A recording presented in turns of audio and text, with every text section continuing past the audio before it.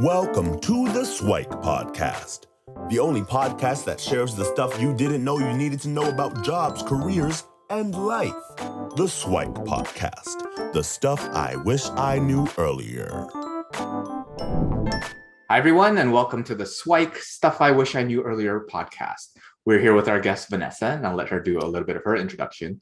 But we're going to talk a little bit about her backstory. She comes to us with a background in HR and a little bit of business.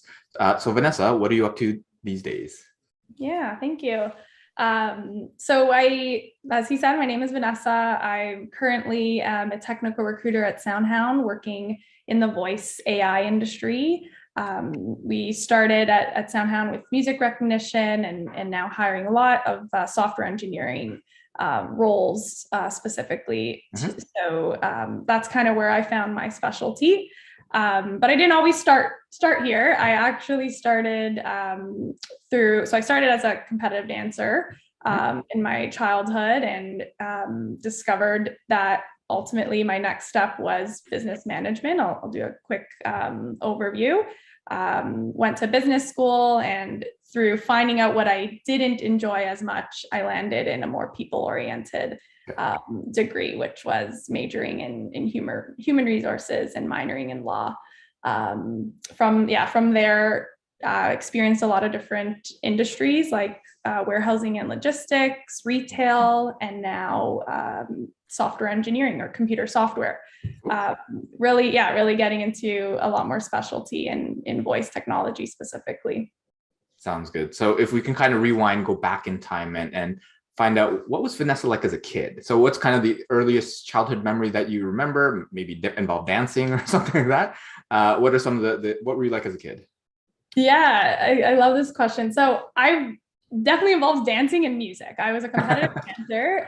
So that was my sport or art choice, people might want to call it. I was in love with music, always have been.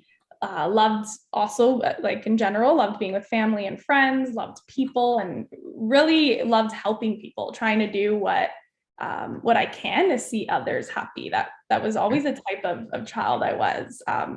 And often wanting to lead things, take the lead on things.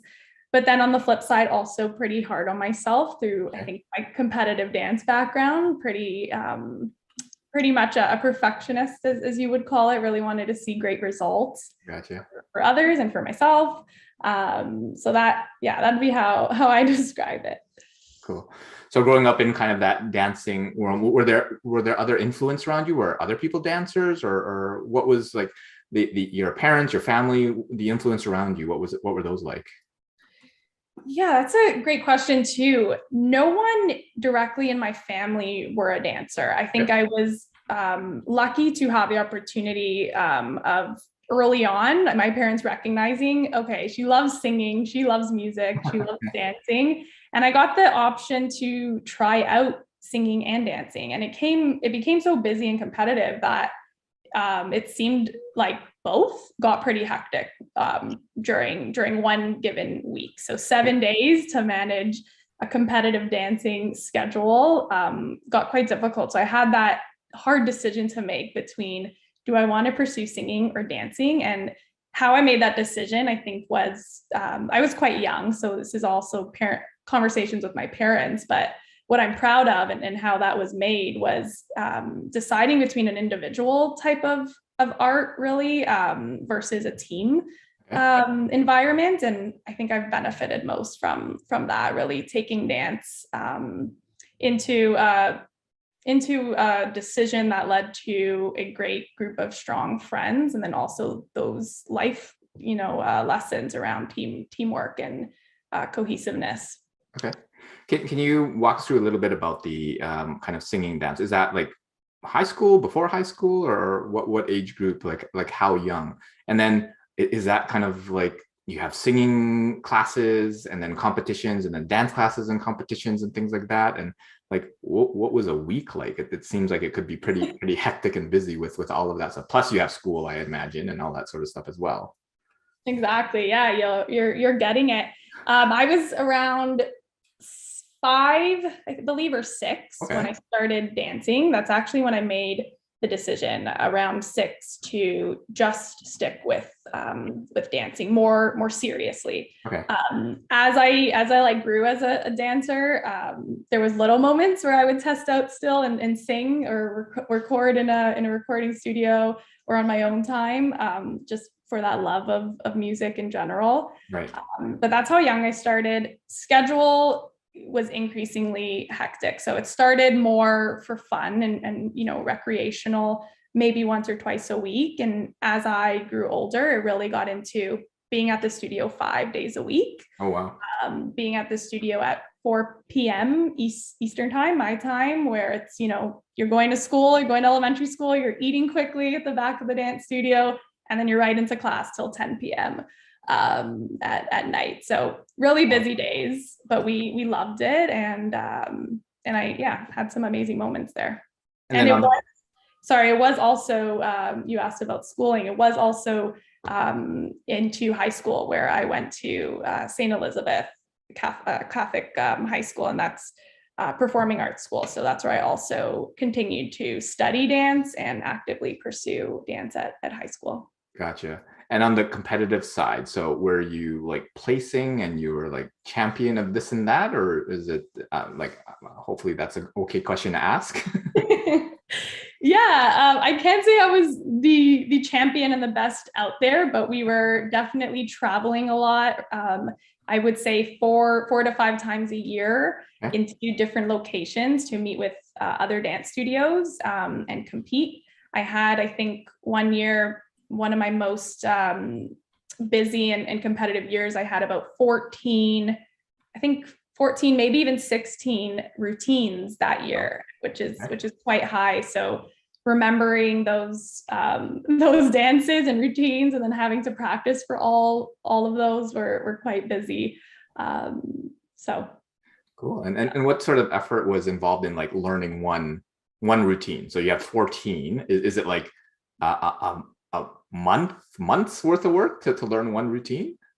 Yeah, so the season's usually, and this takes me back a while, so I hope I get all the points accurate. But learning, the season starts from September typically to around June, so kind of like a school year. Okay. Summer, you're still involved maybe in some dance camps to keep up training, or you get a break, and it would be pretty much from September to, I'd say, January or February of technique. And then in the middle of that time frame, you're starting to actually create the routines with a dance instructor, and then have weekly practices. Typically per dance routine, you have at least once a week, every week, dedicated 30 minutes to an hour on that specific routine. Sounds like a lot of effort. Yeah. And then that ultimately transitioned into business. So how did that process happen? Dances, I'm sure people could compare dance and business. You have a good analogy. But how did that career in dance, budding career in dance, Yeah, so it's often sometimes hard to all the time invested, and I'm sure a lot of people have these thoughts, and it's like, why don't I see myself now as a dance professional, or doing, pursuing dance as a career choice? Sure.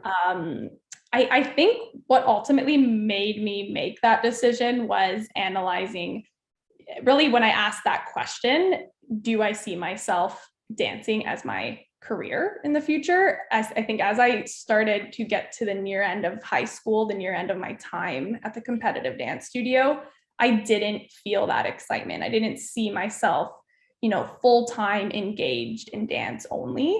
Okay. I think that's always been, especially in my younger years, something I believed in. Like, I wanted a lot of excitement for what I did every day, especially, looking forward at becoming an adult. So I didn't know where to start, really. I had, some people in my circle already at business school. I knew I loved talking about businesses and technology, but I knew nothing really about business. I didn't know, if this would really be the right step, but I kind of deep dived and took a chance. And it wasn't easy. I started exploring at Ryerson accounting and finance courses, and ultimately did not enjoy that, but still wanted to enroll in my business degree. And thankfully, the first year I learned you can have sort of like a general view at many different courses. And that's where I really discovered, okay, do I like law? Do I like accounting? Do I like HR, marketing? And I really got to experience that. And one of the greatest decisions was being able to test and learn about everything and see, what best reflects my character, my my desires, what best would make me excited. And that easily enough was always my HR specific courses. Cool. And could you walk us through a little bit more about kind of that decision? So you went to an art school. So I would imagine most of your fellow classmates and students were they also going to like arts careers and degrees, like going into dance and what have you? And then you are the black sheep going into business. That's right. Is that how it was? Or is like, no, most people end up going from art school to somewhere else anyway. So what was that kind of transition or mindset like? Yeah, great question. I have some of my strongest friends are from dance, and I would say not one of us. There's let's say a group of 5. Not one of us are dance professionals right now. Not one of us chose it as a career. But looking back in my studio in general, that's kind of just to give a data sample there. But looking back at my career in general, there are a few who did pursue it from my dance classes, whether it's dance teaching, owning a studio, maybe music videos, auditioning. So there are ways to pursue dance. I think you gotta have that passion. So I wasn't really that sheep or that unique one that didn't. Okay. I think what it showed, Luki, is that sometimes a sport or a childhood, something you do for 10 years can still bring so much other benefits to what you do next. And I think that's ultimately what we all learned, is that journey, and talking about like, what did we get from that, and how do we view that? And that's been really positive around like I said, life skills, team building skills, and ultimately making it get me to hopefully a career I enjoy more. For sure. Yeah, I was talking to another recruiter friend who basically they love like athletes or folks in art, basically someone who, again, has to go to a workout or studio or whatever, like 5 days a week, and wake up at like 4 a.m. to get on a bus at 6 a.m. to do 2 hours before class, and then the same thing after class, because just dedication and work ethic and stuff like that is at such a different level. And to get them to do whatever it is, business or accounting or economics, then yeah, that stuff's easy. But I love you talked a little bit more about, again, that decision from the arts into business. So you were exploring, you said you had a couple of folks around you in business, but there's the other side, the English humanities stuff, like the science and tech and stuff. Were those two ever a consideration, or was it kind of a clear-cut path into business? Yeah, good question. Science and tech, never. I actually, okay. It's interesting. I had, right now I have such a strong interest in computer science, computer software, for what I want to hire for what I want to be recruiting for. I'm enjoying that a lot and believe in many relatable products. But if I take it back a few years, or when I had to make that decision, it was just business in general. I didn't get driven to, I knew I actually didn't enjoy science from high school. Technology, just your natural, child excited about things on the computer or the latest iPhone. It was just at a basic level of excitement. So yeah, ultimately it was just, let me try business to explore many avenues and then figure out, what I like from there. A good thing to bring up is what drew me to a computer science oriented company was actually my passion for music. So that's the turnaround there. And that's where I always get really excited, because I'm like, okay, my dance and my music love ultimately made me really, really want to look for something in my career that was related to my passions, right? And where I am now, they started with the music recognition app. So it's that's what really excited me. Although they're working on voice recognition, that music component made me so excited to be, recruiting and sharing with others what we're working on, because I was naturally passionate about it as well. For sure. Yeah, it sounds like an interesting journey to kind of bring some of your old world into the new world, and how you something where you're one totally not interested, but that's what you seek out from a lot of people as well. It's kind of an interesting turn of events as well. I'd love if you walk us through a little bit kind of that exploration into HR. So you're in general business, you're exploring accounting, economics, finance, all those sort of things. And then you said you tested these things. Is it more like testing as in like taking different courses, or was there kind of like experiential learning that you had, or just people you talked to? Like, how was that testing process for you?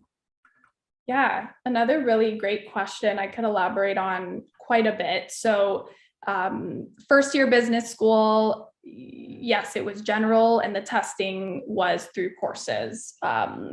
Getting to choose HR specifically, allowing me to enter more HR specific courses, then broke HR down, right? And I was able to then explore employee relations courses, compensation and benefits courses, different avenues within HR that I didn't maybe even knew existed.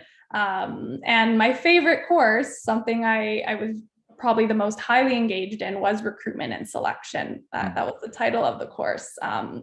So that natural progression of, watching myself, analyzing what do I feel excited about? That was always my favorite question, right? I wanted to find a career I was happy with and would enjoy. And that started with my course. I wasn't too excited about the other ones. It was kind of process of elimination.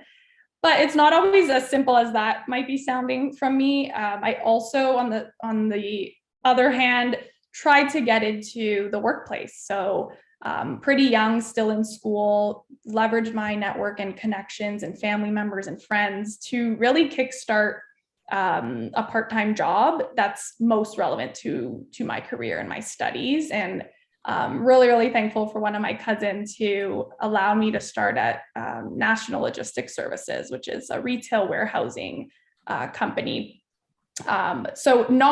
It was more warehousing and logistics. Not ideally was I passionate per se of the industry, but I was so excited to have that opportunity of learning more about HR, and that connection there. It was an awesome sort of internship experience that really grew into a more part-time and even full-time role throughout summers in school. I got a lot of real life examples of different HR departments, and that's where I really started to test out a lot more and find talent acquisition in the end.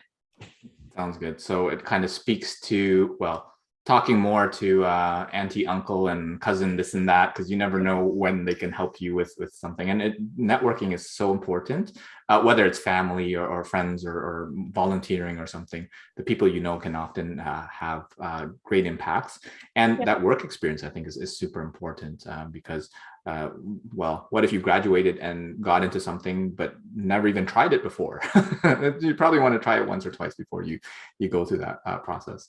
I think that a lot of that is very important. And I liked how you had that question of what excited me, what was interesting to me, and then kept that in the back of your mind, and then help that direct you in the course of, I guess, picking an area of interest for you in the business side. Were there any other like kind of key decisions or milestones in your life that you think kind of helped you along this trajectory, or any other kind of key moments that happened to you? I would say a key moment was at National Logistics Services. So it was the opportunity I got during university. I was given I would say, positive opportunity to have a really strong HR mentor. who was not only interested in just the team growth, but the career growth of her team. And a lot of what I was doing was helping, like I was saying before, the HR team as a generalist, so touching many different HR areas. But through working with her, I leaned towards recruiting. I really enjoyed career fairs and the mass hiring that they had to accomplish, and the reward and fulfillment I saw through helping with the chance to give careers to others. And what happened there was I started in that HR generalist role, and we created a new role together, my past director and I, focusing on talent acquisition and culture. I think that was a pivotal moment where I was like, okay, this can be reality. I could, focus on these type of topics only as a full-time job. And that's where I learned, recruitment can be really busy and is really busy. And so is culture. And culture is only becoming more and more important for businesses to succeed. So that was a key point in my career that really now kickstarted my talent acquisition specialty and culture focused mindset. And then, I'd say I have a second one. Second one would be being reached out to from a recruiter at SoundHound. So as I was in that talent and culture role, what stood out to my current company was that focus on culture, was my background with music passion and dance. And it was obviously a recruiting role. So of course the talent acquisition specialty. And that combination apparently really stood out to the recruiter that contacted me. So I feel, super, super lucky to call that the key milestone, because if it wasn't for that job change, that, chance to take on a newly created role and try to make my own of it, I might have not been contacted from SoundHound either. So everything kind of leads to the next, but you don't always know you're heading for that. Sounds good. So what I took from that is, if you have those passions, some people keep them hidden because, well, it's a hobby. It's not something that I do anymore, but it can be a differentiator, because if there's a music company or whatever that wants to hire, who else would be better at that intersection of kind of the role and kind of the interest and passion. So I think that's amazing. So if you were able to go back in time and give yourself some SWIKE, the stuff I wish I knew earlier, I don't know if it's maybe in university or high school, what are kind of pivotal moments in your career, what sort of SWIKE would you give yourself? Yeah, I had to think about this one. There's so many. I think what really, although there could be many, what really stood out as the number one is that voice of everything will be okay and losses are critical to life success. For me, and what you've already been able to learn a bit about me, I wish I would tell myself that a lot sooner, that you need to experience mistakes, you need to experience a loss to maybe, kickstart and succeed a lot further. That's something I easily got caught up in. I often built this idea that I had to reach perfection, and I just wish I had someone maybe tell me a bit more, or tell myself a bit more, that things will pan out. And when you're kind of worrying too much, I think you're only bringing yourself down from accomplishing something positive. So that's a bit about what I would say. Sounds good. Yeah, it's one of those things where a lot of people suffer from that kind of perfectionistic tendencies, that sort of perfectionism, right? So I think for a lot of us to say, like, it's fine, don't worry about it. You can kind of move on, recover from that loss, and it's not loss, it's just a learning, something for you to grow from. I think that's amazing. So what are some of the kind of future aspirations or upcoming milestones or things that we can look forward from you? And maybe if you can provide kind of like contact information, or folks are okay to connect with you on social media, where could they find you? Yeah, absolutely. So future aspirations, really, as you probably could imagine, really wanting to stick with the technology industry, really want to stick with talent acquisition and culture focused expertise. So hopefully one day encouraging a team, a people and culture org for a company to grow. That's what I care deeply about. Continuing to just, join a mission I'm extremely excited about. That will often be, I think, the trend in my career, needing to have that passion about the products that I support with recruitment. To do the best I can with recruiting and for businesses and for people's careers. So to contact me, LinkedIn would be, I'd say, the best. Vanessa Colalilo on LinkedIn. Also, really open to sharing my email. So it could be vanessacolalilo@gmail.com or at Soundhound V, a little bit easier, vcolalilo at soundhound.com. And always really open to speaking about people's careers and helping them make these tough choices. Sounds good. We'll put all the contact information in the show notes to make it easy for folks. But yeah, and you'll probably find Vanessa in various kind of career fairs or panels or things like that. And feel free to reach out and connect. But thanks, Vanessa, for sharing your story. And hopefully we'll have you back for a future episode to deep dive on some other topics. So thanks for being on this episode. I hope so too. Thank you so much. Take care, Luki. Take care. Thanks for joining us on the SIWIKE Stuff I Wish I Knew Earlier, the podcast. If you like the podcast, please subscribe on iTunes, Stitcher, or wherever you found this podcast. And if you can give us a review, that would be very appreciated. Feel free to contact me on LinkedIn at LukiDanu, LukiDanu, and the same on most social media platforms. And I look forward to hearing from you. Thanks. Bye.